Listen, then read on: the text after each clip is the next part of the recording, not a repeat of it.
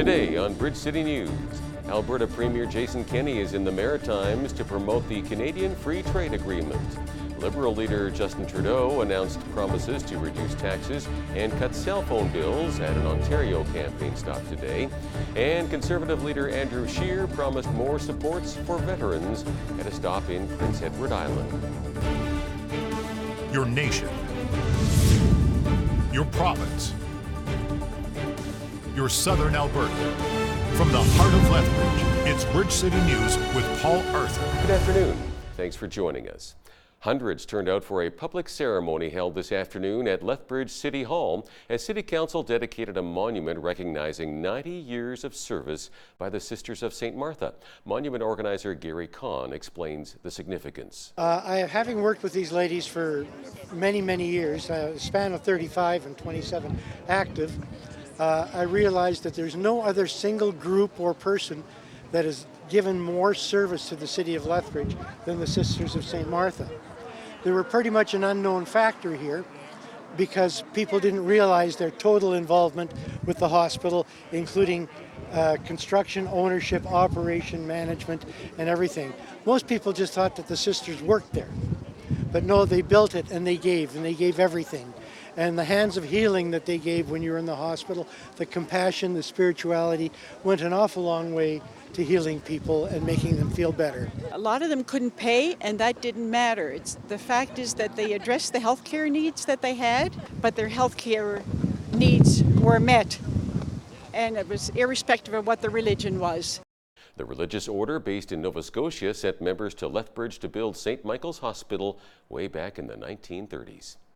Alberta Premier Jason Kenney is spending the weekend in New Brunswick working on free trade. He announced that Alberta will remove 8 of 14 remaining exceptions to the Canadian Free Trade Agreement. They deal with the sale of public lands, alcohol, and the energy sector. Kenney spoke with New Brunswick Premier Blaine Higgs about the need to build an east-west energy corridor.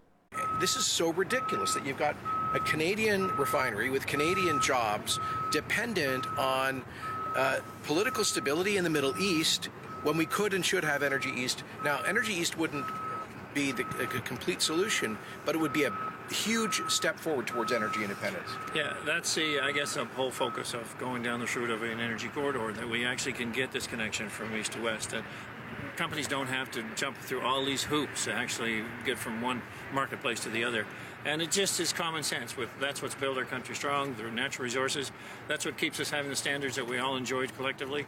And we just need to fight for that. And it seems like it's left to the provinces to do just that. And, I'm excited about currently one platform is related to moving forward on an energy corridor. And that's what's going to take. Provinces pushing to make the difference. And every province being part of it. And Blaine's been a big part of us getting the Council of the Federation to sign on. That's the 13 premiers to sign on to the concept of energy and resource corridors, with one caveat. That was the Premier of Quebec saying no to oil pipelines, unfortunately, because our Prime Minister effectively gave Quebec a political veto over prospective future Energy East pipeline, even though that is an area of federal jurisdiction. An economic development agency in Lubbock, Texas, says talks with Canadian firms, especially those in the energy sector looking to move to the area, are picking up these days. Lubbock Economic Development Alliance CEO John Osborne says most of the outreach centers on long-term business forecasts rather than the politics of the day or the available perks. But the perks in question do include tax breaks and, in some cases, free land for companies setting up shop in Texas. Justin Trudeau campaigned in Ontario today and announced a Liberal promise to cut taxes and to cut cell phone bills by 25%. Under our plan, middle-class Canadians won't pay taxes on the first $15,000 of income they earn. This will save the average Canadian $292 every single year, while an average middle-class family will get $585. Unlike the Conservatives, Liberals will not give the richest 1% a tax break because we believe in helping the families who actually need it. Andrew Scheer thinks wealthy families like his and mine should get a break, but I disagree. I think you should get the break. Our plan lowers taxes the most for people who make less. gives the middle class some breathing room, and ensures that the wealthy don't get an extra hand up. With this tax cut, we'll lift about 40,000 people out of poverty, twice as many as the Conservative plan, and make life more affordable for Canadians. Conservative leader Andrew Scheer promised more supports for veterans today in Prince Edward Island, including clearing a backlog of veteran benefit applications. Veterans and their union have expressed disappointment in both the previous Liberal and Conservative governments. Scheer did not directly acknowledge the issues veterans faced under his Tory predecessor, but said it would be his personal commitment to ensure the promises were acted on. What are we going to do?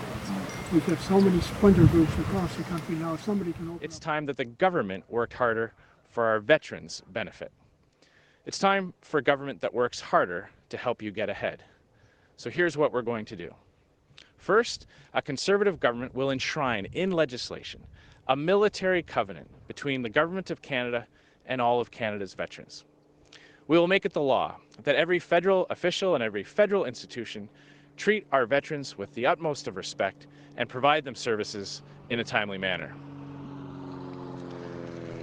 In particular, we will mandate the clearing of the unacceptable backlog of veterans' benefit applications within 24 months.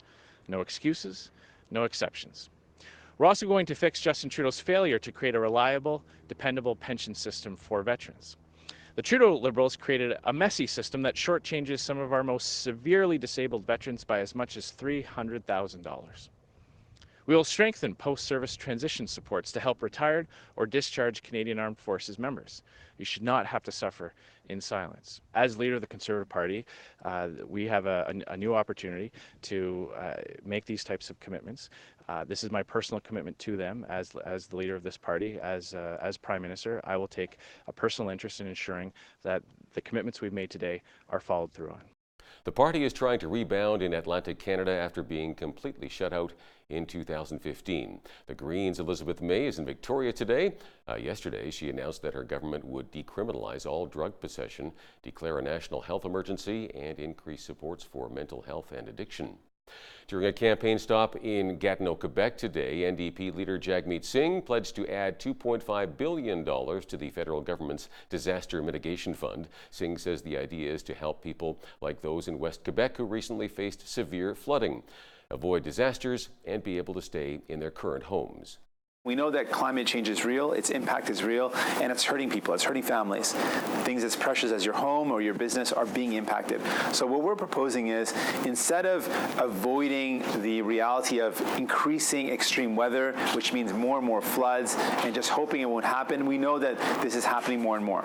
So what we're proposing today is to increase the fund that currently exists to $2.5 billion additional funding to make sure cities have the ability to put in place changes and investments in their infrastructure to avoid damages. There is infrastructure investments that can avoid what happened here in Noche Maya and Luis's business. There's infrastructure investments that can avoid the damage that happened to Annie's home. We're saying we need to make those investments right away with a broad criteria, easy to access fund that can avoid these problems. Israeli President Reuven Rivlin is starting 2 days of consultations with political parties before deciding who will become the prime minister designate. The talks are aimed at breaking the deadlock after the country's second election this year. Benny Gantz's Blue and White Party won 33 seats, and incumbent Benjamin Netanyahu's Likud party took 31 in the 120-seat parliament. The close result gives the largely ceremonial president the task of choosing the leader with the best chance of forming a stable coalition. Recapping one of our top stories this hour, on the campaign trail, Justin Trudeau promises to lower taxes and cell phone bills, while Andrew Scheer pledged better support for veterans.